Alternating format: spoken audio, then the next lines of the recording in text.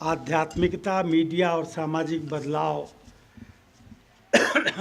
पर केंद्रित इस राष्ट्रीय संगोष्ठी में मैं सबसे पहले इन सबके प्रति आभार व्यक्त करता हूं कि इन्होंने हमारा ध्यान आकृष्ट किया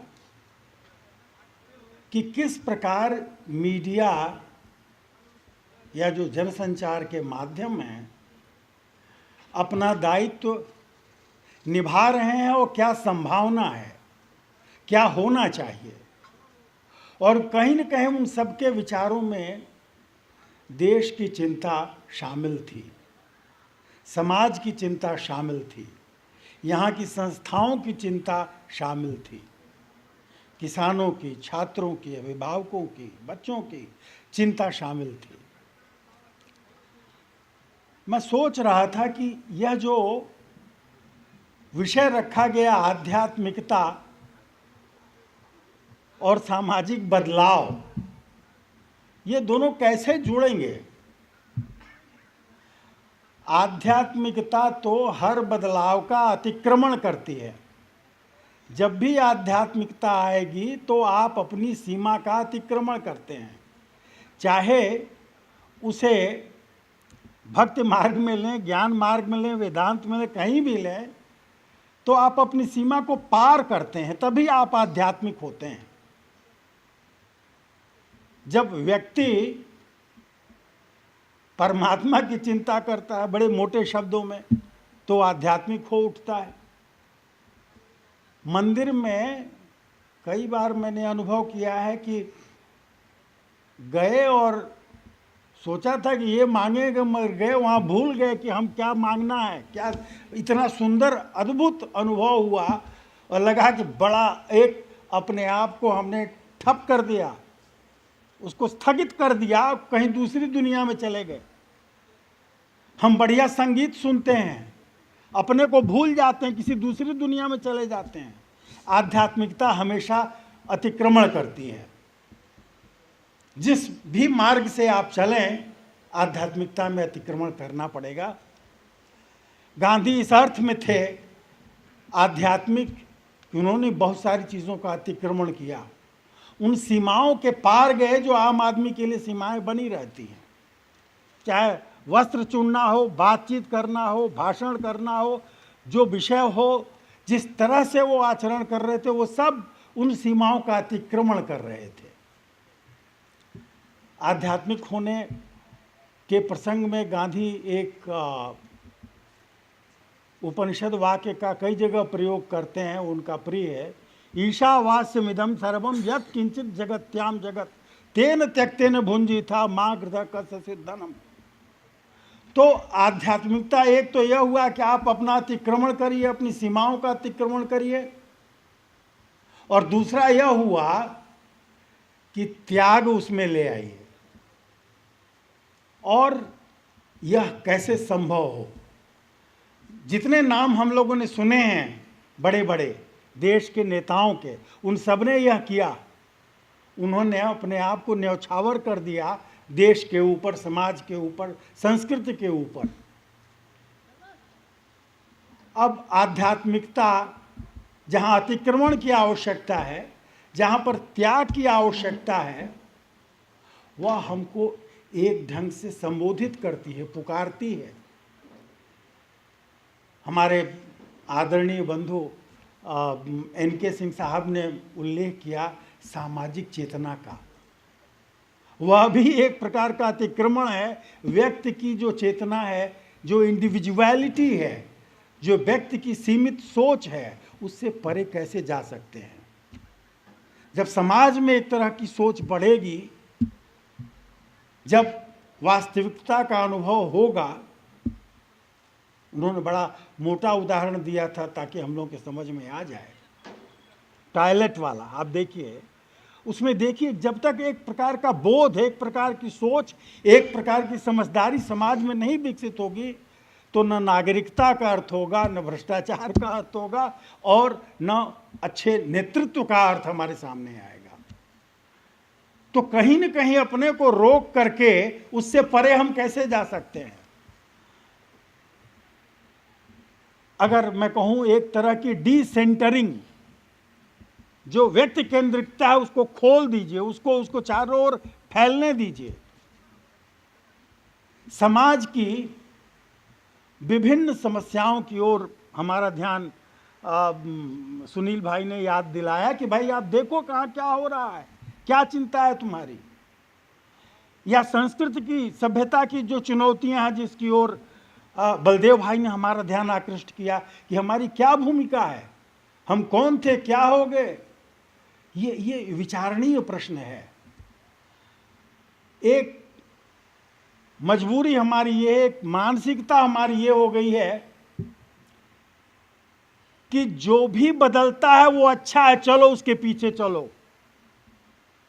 टीवी का एक मॉडल आया, उसको तो दूसरा बनाना है, तो उसने कहा नहीं ये छोड़ो, ये लो। आप देखिए ना, हम लोग नरकट की कलम से लिखते थे, अब तो खत्म ही हो गई। निब आई, उसके बाद फाउंटेन पेन आया, उसके बाद अब तो बाल पेन चल रहा है। और अब बाल पेन भी खत्म हो गया, अब जो है लैपटॉप चल रहा है, उस पर इलेक्ट्रॉनिक हस्ताक्षर चिपका दीजिए अपना, सारा काम खत्म। और उसके बाद अब आपका कंप्यूटर आपकी आवाज़ को समझ लेता है, आप उसको डिक्टेशन दे दीजिए, वो टाइप करके आपका पत्र भेज देगा। तो हमारे मस्तिष्क की आदतें भी बदली जा रही हैं। और नया वाला मोबाइल जब से मैंने लिया है तो उस मोबाइल का नंबर याद नहीं हो पा रहा है, क्योंकि उसकी ज़रूरत ही मुझको नहीं है। मैं बटन दबाता हूँ, हो जाता है। सारे नंबर भूल गए, पहले कुछ नंबर याद भी थे। ये अद्भुत परिवर्तन टेक्नोलॉजी का हमारे जीवन में जो प्रवेश हुआ है, उसके आधार पर जो हो रहा है, संबंधों, रिश्तों की बात, सोशल कैपिटल की बात हुई। मैं मनोविज्ञान का विद्यार्थी था, तो वहाँ भी साइकोलॉजिकल कैपिटल भी है, वह भी नष्ट हो रही है। वह सोशल का ही एक प्रकार का एक्सटेंशन है। तो ये जो हमारी थाती थी, बदलाव के चक्कर में सब खत्म होता चला जा रहा है। पहले साधारण कपड़ा हम लोग पहनते थे, बचपन में पाजामा बड़ी अच्छी चीज थी।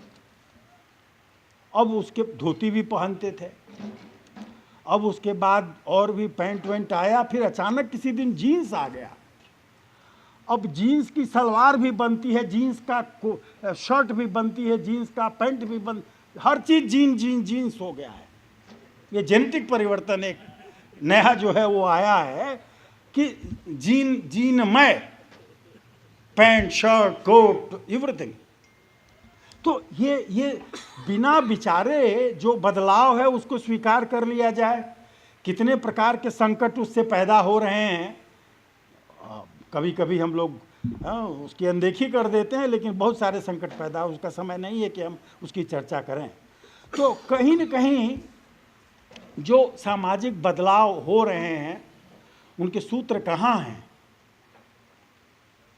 बहुत बड़ी बात, बड़ी गंभीर बात हमारे वक्ताओं ने की, और उनमें एक यह थी कि सिर्फ 1% के बाद लगभग भारत का सारा माल, सारी सत्ता, सारा मटेरियल, जो भी संपत्ति है वो सब संकुचित होती चली जा रही है। अगर क्या बिलियनियर लोगों की संख्या बढ़ रही है, इस पर हम खुश हो लें, लेकिन क्या है उसका मकान का नाम, एंटालिया कैठो बनेगी जो बनी है अंबानी जी की, और कितने लोग भूखे मरेंगे। ये जो भेद गरीबी और अमीरी का बढ़ रहा है, कौन विचार करेगा। यह भी एक सामाजिक बदलाव है। सामाजिक बदलाव पर हमारी पूरी दृष्टि नहीं जाती है, कुछ चीज़ों पर जाती है जो चाकचक्य, जो कि बड़ा अच्छा लगता है, उसको हम ले लेते हैं बिना विचारे। तो बदलाव आकर्षक लगता है, मगर जरूरी है देखना कि कौन सा परिवर्तन ठीक है, कौन सा परिवर्तन ठीक नहीं है। शिक्षा जगत में मैं अनुभव करता हूँ, लगभग 45 वर्ष का विश्वविद्यालय में पढ़ने का तो थोड़ा और जोड़ देंगे हम, 45 तो पढ़ाने का अनुभव है, और उसमें मैं धीरे धीरे देख रहा हूँ कि जितने तरह की प्रक्रियाएं हम बढ़ाते जा रहे हैं उसमें पढ़ाई छोड़कर सब कुछ हो रहा है। अब सेमेस्टर सिस्टम आपने ले आ दिया है और हर सेमेस्टर में 3 महीना केवल परीक्षा आप लीजिए, पढ़ाई गायब है, डिग्री आप दीजिए। हम समझ नहीं पा रहे हैं कि हम लोग बदलाव के नाम पर किस प्रकार आगे बढ़ रहे हैं। अभी निर्देश आया कि सारे केंद्रीय विश्वविद्यालय ऑनलाइन एडमिशन करें। गांव का आदमी जहां पर न बिजली है न इंटरनेट है, वो फार्म कैसे भरेगा? ये अब कह दिया गया कि ना कंपलसरी है, आप केवल ऑनलाइन एडमिशन फार्म, सारी प्रक्रिया आप करिए। हम लोग भारत को कहाँ पहुंचा चुके हैं? वह न्यूयॉर्क नहीं बना है, ना लॉस एंजलिस बना है, न टोरंटो बना है, पीकिंग भी नहीं बना है। तो सवाल इस बात का है कि बदलाव की हमारी दिशा क्या हो, इस पर हम लोग बड़ी जटिल स्थिति में हैं। जहाँ कहीं जो कुछ दिखाई पड़ता है जो हमारा अपना नहीं है, वो हमें अच्छा लगता है। ज्ञान की दृष्टि से, मैं चूँकि विश्वविद्यालय में हूँ तो मैं इसका उल्लेख करना चाहूँगा कि ज्ञान की दृष्टि से भी जो लेजिटिमेट है, या जो जिसके साथ हम अपनी तुलना करते हैं, या जो ज्ञान का स्रोत है, क्लेम जहाँ पर ज्ञान का होता है, वह भारतीय नहीं है। वो सारे पाश्चात्य विचारक हैं, उनके सिद्धांत हैं, उनके मापदंड पर अगर आप ठीक हैं तो आपका विचार ठीक है, आपका दृष्टिकोण ठीक है, आपके अध्ययन की विधि ठीक है। नकल करते करते हम लोग परेशान हो चुके हैं, और चूंकि नकल करते हैं इसलिए हमेशा उनसे पीछे रहेंगे। एक मित्र हैं हमारे, उन्होंने शोध किया, मतलब ऐसे ही उलट पलट के देखा और कहा, अगर आप यह जानना चाहते हैं कि भारत में 10 वर्ष बाद क्या रिसर्च होगा, आज अमेरिका में जो हो रहा है उसको देख लीजिए, वही 10 वर्ष बाद यहां दोहराया जाएगा। तो हमारे ज्ञान के प्रश्न, शोध के प्रश्न, शोध की विधि, ये सब अप्रासंगिक है। बहुत सारा जो ज्ञान जिस प्रकार का हम पैदा करते हैं वह न हमारे उपयोग का होता है, न उस अमेरिकन के उपयोग का होता है जिसकी नकल करके उसको किया गया है। इतने शोध हो रहे हैं और उनका उपयोग करने से शोध करने वाला भी घबराता है कि कहीं कोई पढ़ न ले, उसको गलत जानकारी मिल जाएगी, खुद उसका संदर्भ तक वह नहीं देना चाहेगा। इस तरह के ज्ञान को लेकर के हम क्या करेंगे? लेकिन ये सामाजिक बदलाव है जिसके कारण ये सारी परंपरा, इस तरह की बातें जो हैं वो घटित हो रही हैं। जितने बड़े बड़े लोगों का नाम हम लोग ज्ञानियों विज्ञानियों का लेते हैं, अब कितने ऐसे पैदा हो रहे हैं, कितने ऐसे हो रहे हैं जो कि भारत में पढ़ लिख करके सीवी रमन की तरह से नोबेल प्राइज पा सकते हैं। कोई रविन्द्रनाथ ठाकुर भी अब नहीं पैदा हो रहा है। वैसे हम लोग नाना प्रकार के पुरस्कार बांटते रहते हैं, देते रहते हैं सबको, मगर ये केवल छलावा है। अगर ज्ञान का विस्तार करना है तो कहीं विचार करना पड़ेगा कि उसका मूल्य क्या है, क्या वह सचमुच हमारा हित करता है और सबका हित करता है। जो क्राइटेरिया होना चाहिए वो यही है जिसमें सबका हित हो। सर्वे भवन्तु सुखिनः केवल कहने की बात नहीं, होना भी चाहिए। विचार का वह मानक भी होना चाहिए, निष्कर्ष भी होना चाहिए। जब तक यह डिसेंटरिंग नहीं होगी, जब तक यह आत्मकेंद्रिकता खत्म नहीं होगी, चाहे उसको आप आध्यात्म कह लीजिए, या किसी मित्र ने इसका उल्लेख किया था कि भारतीय सभ्यता, भारतीय संस्कृति रिलेशनल है, जहाँ पर संबंध जो है महत्वपूर्ण है, व्यक्ति संबंधों से परिभाषित होता है, न कि स्वयं अपनी विशेषताओं से। ऐसी स्थिति में हमें यह विचार करने की आवश्यकता है कि कौन सा बदलाव अच्छा है और कौन सा बदलाव अच्छा नहीं है। उपनिषद में कहते हैं ना, श्रेय और प्रेय। जो प्रिय है वो अच्छा हो ये जरूरी नहीं है, जो प्रिय भी हो और अच्छा भी हो उसका ही वर्ण हमें करना चाहिए। तो मित्रों, आध्यात्मिकता एक ऐसा शब्द नहीं है जो हमको परलोक में ले जाती है या अनावश्यक चर्चा में ले जाती है, बल्कि वह हमें आमंत्रित करती है कि हम थोड़ा यह भी विचार करें कि हम जिस समष्टि में हैं, जिस चेतना के अंश हैं, जिस समाज में हम रहते हैं, जिस देश में हम रहते हैं, उसके बारे में भी सोचें। वह हमें आमंत्रित करते हैं इस ओर कि हम व्यक्ति से आगे बढ़ कर के विचार करें। जिस क्षण हम दूसरों के बारे में सोचते हैं, समाज के बारे में सोचते हैं, हम आध्यात्मिक हो जाते हैं। आध्यात्मिकता की बड़ी सीधी सी परिभाषा यही है कि व्यक्ति को आप छोड़िए, समाज को, देश को, सृष्टि को अगर चिंतन में ले आए। वह वेद का जो ऋषि था वह आध्यात्मिक था और वो कहता था कि सभी शांति का अनुभव करें। जल भी शांत हो, आपा शांति, वनस्पते शांति, औषधे शांति, सबकी चिंता कर रहे हो आप। वहां पर मैं समझता हूं कि कहीं एक व्यक्ति की चिंता कहीं है ही नहीं है। मैं समझता हूं कि इस व्यक्ति को जितना महिमा मंडित किया गया है, आप देखिए ना, कालिदास का बायोडेटा बनाना हो तो बड़ा कठिन होगा। हम सब लोग रोज अपना बायोडेटा ठीक करते रहते हैं। ये व्यक्ति केंद्रितता का चरम उत्कर्ष है कि आप सब बायोडेटा अपना ठीक करिए। आपका कर्म क्या है, आपकी उपलब्धियां हैं, वो स्वयं बताएंगी। गांधी का बायोडेटा है, गांधी के नाम पर चिट्ठी कोई भेजे तो पहुंच जाती होगी उनके पास। प्रश्न यह है कि अगर हम आत्म केंद्रित ही रहते हैं तो न आध्यात्मिक होंगे और न सकारात्मक बदलाव की ओर आगे बढ़ेंगे। आध्यात्मिक होना अर्थात अपने स्व का, अपने ईगो का विगलन, उसको समाप्त करना।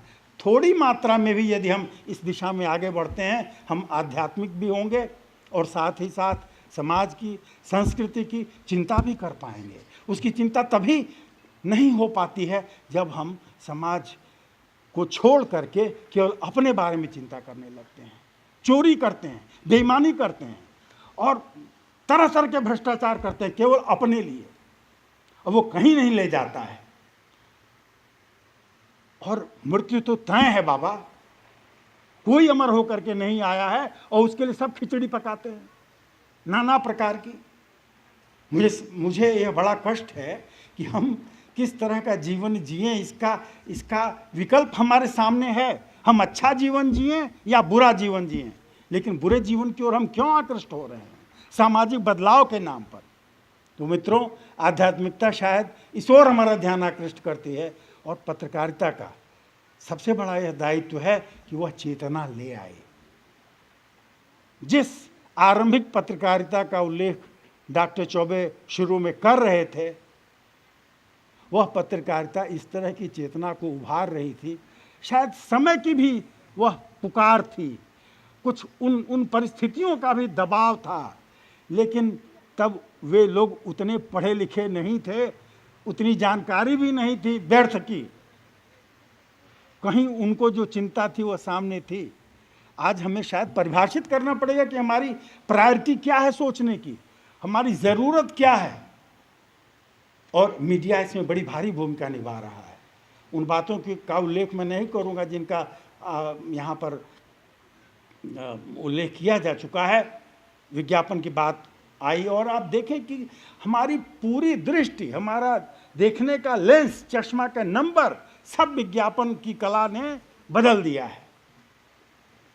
शरीर के सभी अंगों के लिए नाना प्रकार के कॉस्मेटिक द्रव्य जो हैं उनका प्रचार, करोड़ों रुपए का उनका बजट एक एक कंपनी का होता है और आपके मन को वह एक तरह से कंडीशन करते हैं।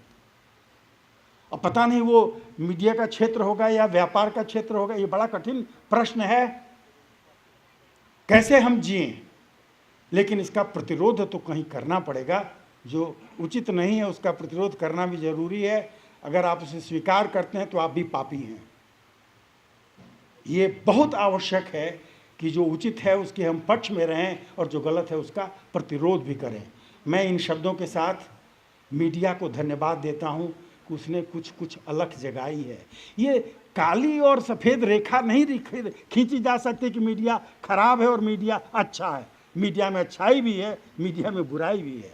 हमें देखना पड़ेगा कि उसका अच्छा उपयोग कैसे किया जाता है। मैं आशा करता हूँ कि यहाँ का जो विभाग है, यहाँ पर जो विचार विमर्श होगा वह ऐसे मीडिया को आगे बढ़ाने में सहायक होगा, विचार करने में सहायक होगा, जो देश को, समाज को, इस सृष्टि को जीवन प्रदान करे।